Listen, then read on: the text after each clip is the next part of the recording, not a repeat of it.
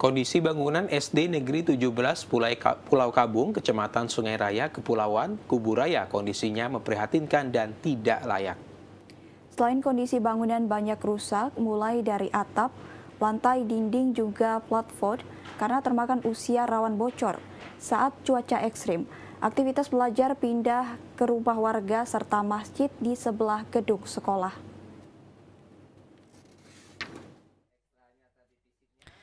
Sekolah Dasar Negeri SDN 17 Pulau Kabung, Kecamatan Sungai Raya, Kabupaten Bengkayang kondisinya memprihatinkan. Bangunan banyak rusak akibat termakan usia. Sejak pertama berdiri hingga saat ini belum pernah dilakukan perbaikan, sehingga kerusakan terus bertambah mulai dari lantai, dinding, atap, plafon hingga sarana pendukung juga tidak layak.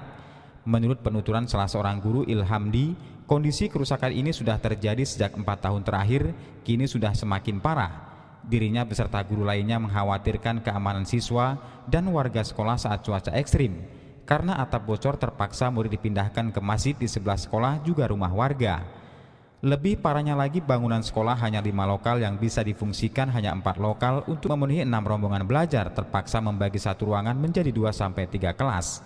Pengambil kebijakan di pusat maupun daerah diharapkan memerhatikan kondisi sekolah yang tidak layak untuk kenyamanan proses belajar mengajar.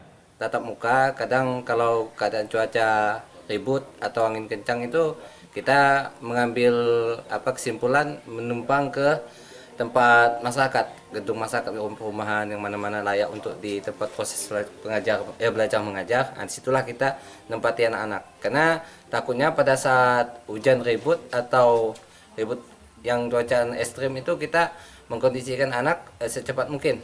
Kalau tidak gitu, ya jelasnya basah kuyuh lah tetap utama. Ilham menambahkan tenaga pengajar berjumlah 5 orang, 1 masih mengambil cuti melahirkan, sedangkan kepala sekolah sedang mengikuti PPG, sementara untuk jumlah siswa secara keseluruhan sebanyak 34 siswa.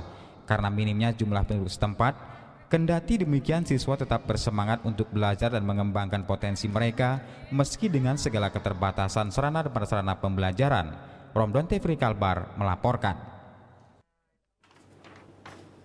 Ya, saudara, informasi tadi adalah mengenai SDN 17 di Pulau Kabung, Kecamatan Sungai Raya, Kepulauan Kabupaten Bengkayang, bukan Kabupaten Kubu Raya. Kita ke informasi selanjutnya, saudara. Pendidikan di Pulau Terluar, Kalimantan Barat perlu atensi pemerintah daerah, baik pemerintah kabupaten maupun pemerintah provinsi. SD Negeri 17 Pulau Kabung kondisinya memprihatinkan. Perlu tambahan fasilitas sekolah, tenaga pengajar, serta insentif guru yang kini tidak lagi merdeka mereka dapatkan.